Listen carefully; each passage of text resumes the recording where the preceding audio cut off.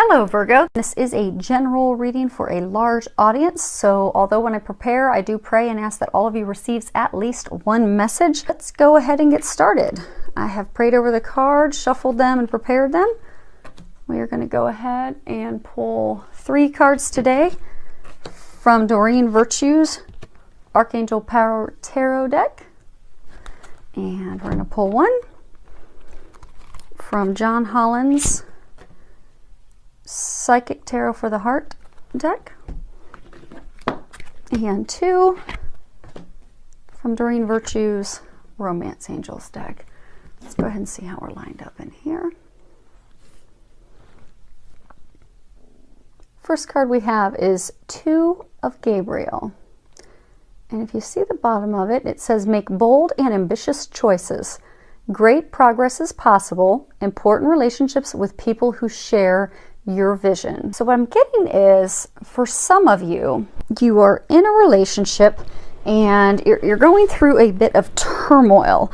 A lot of arguments because you're not seeing eye to eye.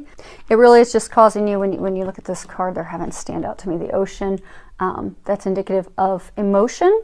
So I get that it's going to be an emotional, but it's really because you and your partner are not seeing eye to eye, and what they're wanting you to know is just to lean on them and ask for help, and they will help you come up with creative solutions and ways that you and your partner can compromise and meet in the middle so that you can get back to that happy place where I'm seeing that you will get. I do see a positive outcome. I do see a resolution to the disagreement and argument, and you will get there. It's just going to take a little bit of action on your part, and I get thinking outside of the box, because it's almost like you're not budging. Like, he wants one thing, you want another thing. Neither of you is compromising, and the pot's just boiling over. But I do get you will come to a solution, resolution, a compromise. But it is going to have to be putting down your own guard, your own sword, and seeing from that other person's perspective, and that will help you come up with the solution that's going to work for both of you and get you back to a happy place. And for some of you, I get that this is talking about, it's talking about progress, and it's talking about making a choice. Almost like I get some of you have been in a relationship, not necessarily a committed relationship, and you're just really not making the decision to take it to that next level. You're stuck in a place of indecision. And what I want you to know is don't let indecision keep you from moving forward.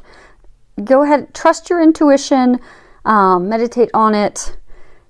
And the right choice and decision, it's not going to come from you, thinking it through logically. It's going to come from listening and following your heart. So they're encouraging you to do that. So that way you'll stop being stuck, because I get that you're stuck because you're in a place of indecision. And that in order to move forward, you are going to have to make a choice and decision and have some action moving forward. And I get for a small number of you that indecision to move forward is, I get that for some of you, you're in a same-sex relationship and you're hesitant to let your family know and people know, out of fear of what they're going to say and think. And what I want you to know is, you look at this card and you see how calm the waters are. I forget, for those of you that are in this situation, you're just terrified that's going to be some emotional uproar. People are not going to take it very well. And what they're trying to say is the waters will be calm. It's not really going to be as difficult and for some of you, like heartbreaking for your parents and emotional as you think it's going to be.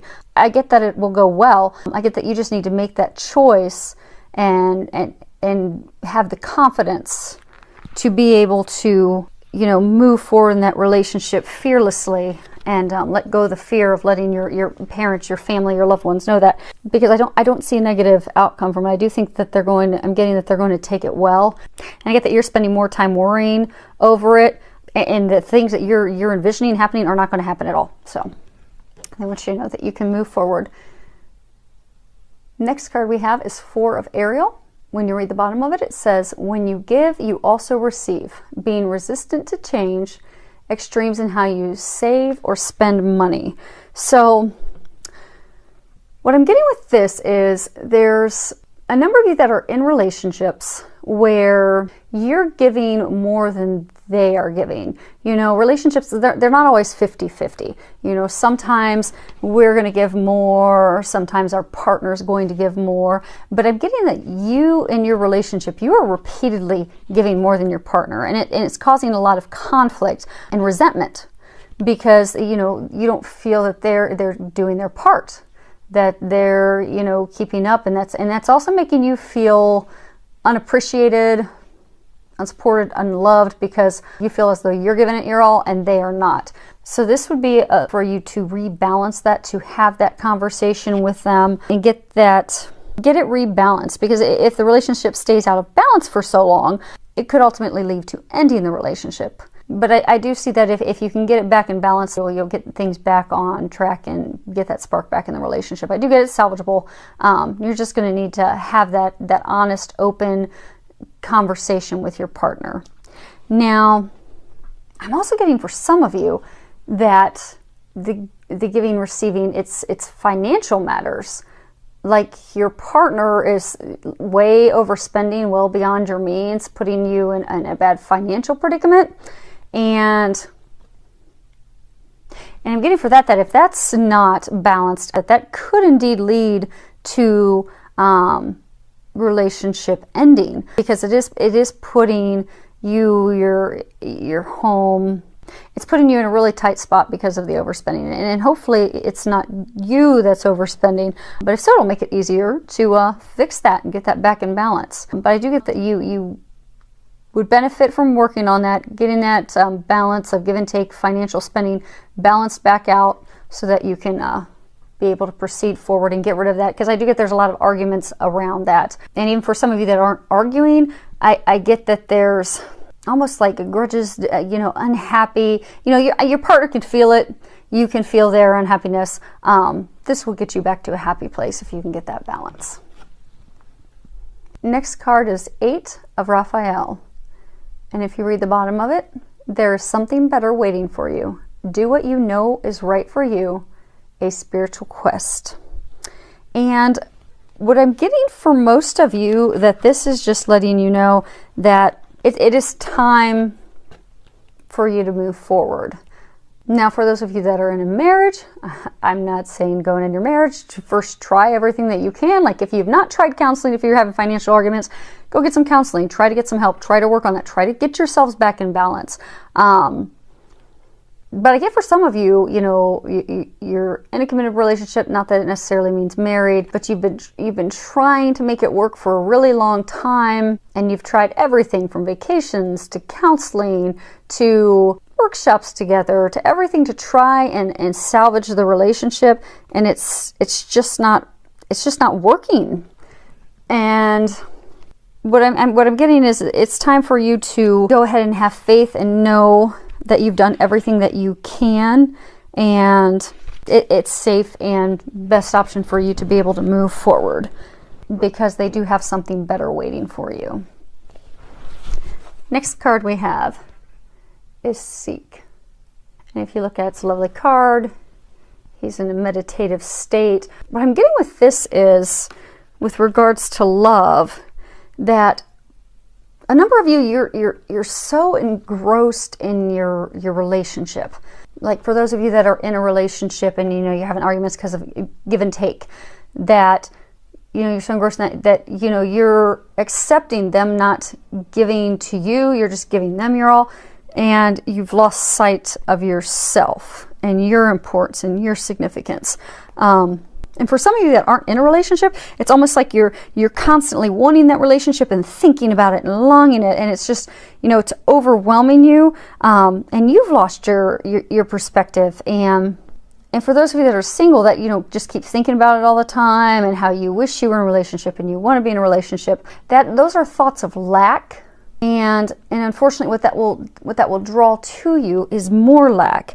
So what they're encouraging you to do is to really just take a step back, either from the relationship that you're in, to really focus on you and what do you want, what do you need to be happy, because for those of you that are in a relationship, you've just lost sight of you and your importance and the things that you desire. Maybe you're just overwhelmed with taking care of, you know, kids all the time. Maybe now they're teenagers and you actually get a little bit of break to yourself and you're realizing, okay, I don't know who I am anymore. I don't know what I enjoy anymore. I've lost me along the way.